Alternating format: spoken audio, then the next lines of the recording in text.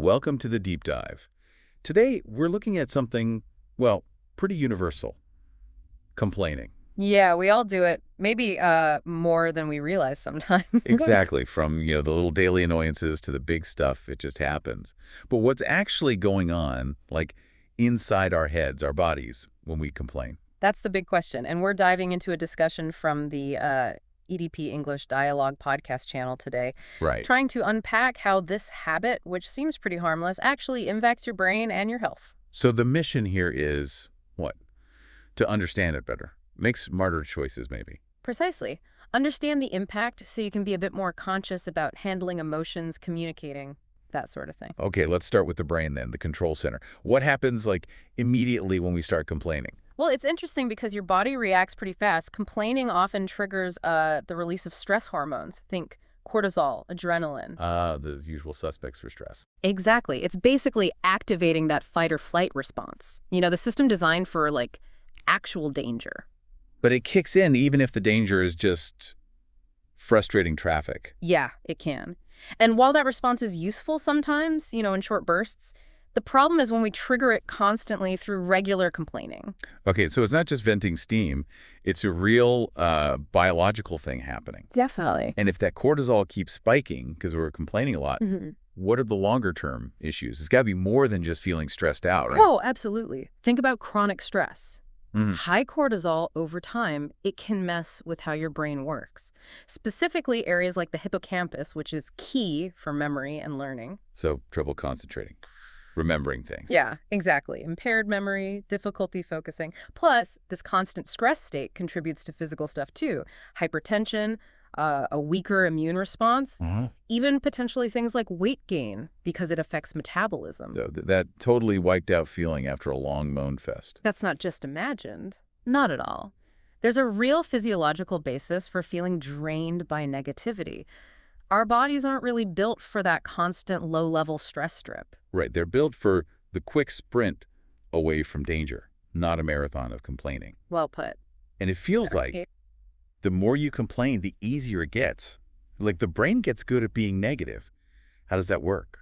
That leads us straight into neuroplasticity, the brain's amazing ability to change and rewire itself. Okay. There's this principle, sometimes called Hebbian learning. Neurons that fire together wire together. Right, I've heard that. So when you repeatedly focus on negative stuff by complaining, you're literally strengthening the connections, the neural pathways for negativity. You're paving a negativity highway in your brain. Kind of, yeah. Those paths become more efficient. It gets easier for your brain to just default to seeing the negative side of things. So those little complaints, repeated day after day, they actually carve out this path of least resistance for our thoughts. That sounds like it could be a really tough cycle to break. It really can be. The more you complain, the more your brain almost starts to expect negativity. It looks for it. A negativity bias. Exactly. Which then, of course, gives you more things to complain about. It feeds itself, a real cycle. And this whole process, it's not just happening inside our own heads, is it? I mean, I can imagine nonstop complaining must affect relationships too. Oh, definitely. It has a huge social impact. If you're habitually complaining, you can start to seem, well, pessimistic, draining even. Yeah, nobody really wants to hang around the person who's always finding fault, do they? Not usually. Over time, people might start to pull back, maybe not even consciously, just to protect their own energy, their own well-being. That makes sense. It's exhausting. Yeah. And if people do start distancing themselves, that could lead to feeling pretty alone. It's a real risk. Being constantly surrounded by negativity, whether you're dishing it out or receiving it, can definitely contribute to feelings of isolation, loneliness. People naturally gravitate towards more positive interactions. Okay, so we've painted maybe a slightly bleak picture of the downsides here. Stress, brain wandering, relationship strain. Yeah. But what about the other side? If we manage to cut back on complaining, what good things happen? Beyond just, feeling a bit less grumpy. Well, the flip side is actually really positive neurochemically. When you consciously shift your focus, try to find the positive, your brain gets a nudge to release the feel-good chemicals. Like dopamine, serotonin. Exactly those. They're linked to feelings of happiness, well-being, motivation. So you're basically giving your brain a little reward for focusing on the good stuff. The brain's natural mood boosters. And I know gratitude comes up a lot here. How does actively being thankful actually push back against the urge to complain? Gratitude is super powerful for this. It's like active brain retraining. By consciously looking for and appreciating the good things, even tiny ones, you reinforce those positive neural pathways. So you're strengthening the good pathways instead of the complaint pathways. Precisely. Your brain literally starts getting better at noticing and valuing the positive. What about things like gratitude journals? Writing stuff down. Does that actually work? Is it effective for changing that negativity bias? Yeah, studies suggest it really can be. Regularly writing down things you're grateful for is a simple but pretty potent way to solidify those positive patterns. It makes the good stuff more concrete in your mind. Interesting. And mindfulness or meditation. People talk about those for everything, but how do they fit in with complaining? They help build awareness. Mindfulness teaches you to notice your thoughts and feelings without immediately judging them or reacting to them. Okay. So you might notice the urge to complain bubble up, but because you're more aware, you have this little space, this pause. The chance to choose a different reaction. Exactly. You can see the thought, acknowledge it, and then maybe choose not to voice the complaint or to reframe it. Plus, these practices help reduce rumination, getting stuck on negative thoughts, which often fuels complaining. Right, that mental hamster wheel of negativity. So mindfulness creates a pause. And you mentioned problem solving earlier, too. How does focusing on solutions help cut down complaints? It's a really key shift. Complaining often just dwells on the problem, right? It's kind of passive. Yeah, just stating the bad thing. But developing problem-solving skills moves you into an active mode. You shift focus from "this is terrible" to "okay, what can I do about this?" Taking action. Right. It reduces the need to just vent negatively because you're actually working on fixing the issue. Plus, it gives you a sense of control, of agency, which feels much better than feeling like a victim of circumstances. That makes a lot of sense, active versus passive. But hang on, we're not suggesting people should just bottle everything up, are we? Like, never express any frustration. Is there a healthy way to complain? Oh, absolutely. That's a crucial point. Occasional complaining, especially if it's, genuinely letting off steam about something specific, or maybe seeking support to find a solution, that can be totally fine. Healthy, even. So it's about the pattern. Exactly. The problem isn't the occasional vent. It's when complaining becomes the default, the dominant pattern. It's about balance. Healthy expression versus, constant negativity. Gotcha. Moderation is key, like with most things. Pretty much. And thinking back to relationships again, if we shift away from constant complaining towards more positive communication, that must really help connections, right? Immensely. Frequent complaining just creates this heavy atmosphere, makes people uncomfortable. People are generally drawn to positivity. Yeah, you want to be around people who lift you up, not drag you down. Right. So when you communicate more positively, it improves everyone's mood, fosters more support, makes interactions feel more meaningful and enjoyable. Creates that positive feedback loop you mentioned earlier. Good interactions make you feel good, which encourages more good interactions. Exactly. And those positive social moments also give you that little boost of dopamine and serotonin, reinforcing the brain's pathways for happiness. It's a really beneficial cycle. Okay, let's talk self-perception.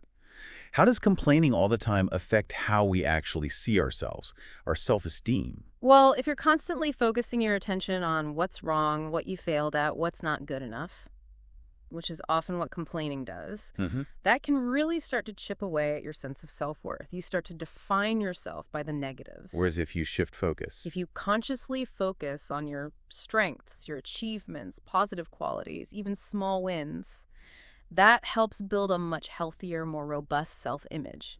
Where you put your mental energy really shapes your self-perception. so positive self-talk would be important here too. Hugely important.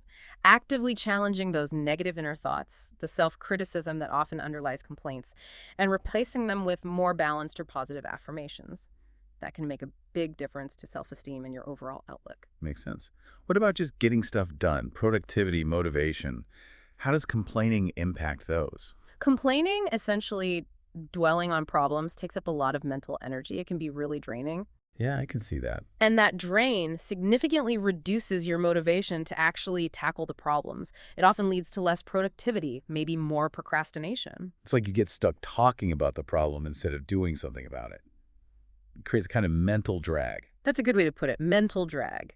Whereas shifting focus towards, okay, what's the root cause here? What steps can I actually take? That energizes you, enhances productivity. And less negative chatter probably clears your head too, right? For better thinking. Absolutely. Reducing those negative thought loops frees up mental bandwidth, Leads to clearer thinking, better focus, probably better decision making too. Okay, this one might surprise some people. Sleep. How on earth does complaining affect our sleep? Well, think about what fuels complaining. Often it's stress, worry, frustration. Right. Those states of mind are the opposite of what you need to relax and fall asleep. Persistent negative thinking, rehashing problems in your head that directly interferes with sleep quality. So you lie there stewing instead of sleeping. Pretty much. And then, of course, poor sleep makes you more stressed, more irritable, more prone to negative emotions the next day. Which probably leads to more complaining. Exactly. It's another one of those negative cycles. Getting good sleep is so fundamental for brain health and well-being, and minimizing that pre-sleep negativity is a big part of that. Wow, okay. The effects are really wide-ranging. Hmm. So let's get practical. What are some actual, concrete things people can do to complain less?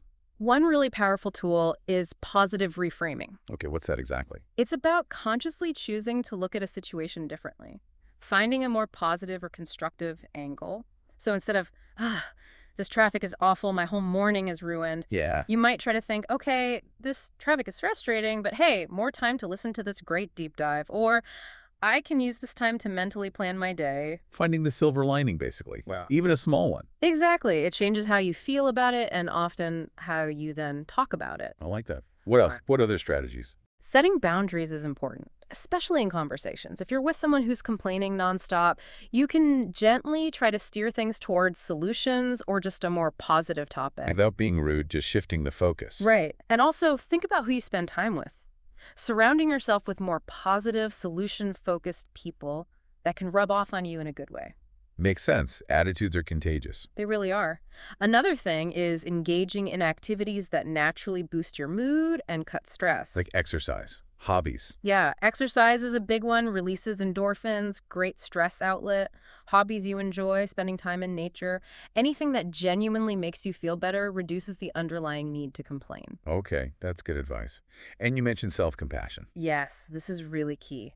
Being kind to yourself when things inevitably go wrong. Instead of beating yourself up, which often leads to complaining about yourself or the situation, try acknowledging the struggle with understanding. Treat yourself like you'd treat a friend in the same situation. It lessens that knee-jerk negativity. That's a really nice way to think about it. Be your own friend. Yeah. And finally, if complaining feels like a really deep-rooted habit, something that's seriously affecting your happiness or relationships, Yeah. don't hesitate to seek professional help. A therapist or counselor can offer fantastic support, help you uncover any underlying issues driving the negativity, and give you tailored coping strategies. Right. Sometimes you need that extra support. Definitely. So, wrapping this up, it really sounds like just being aware of how much we complain and understanding its impact on our brains, our stress levels, our relationships is the crucial first step. That really is the core takeaway. That awareness empowers you. It gives you the chance to choose differently, to consciously cultivate more positive habits. Like gratitude, like focusing on solutions, maybe reframing things. Exactly. And seeking support when needed. It's about making those conscious choices that nudge you towards a more positive, more fulfilling way of living. Small steps, consistently. And remembering that, venting sometimes is okay. Yeah. That's human.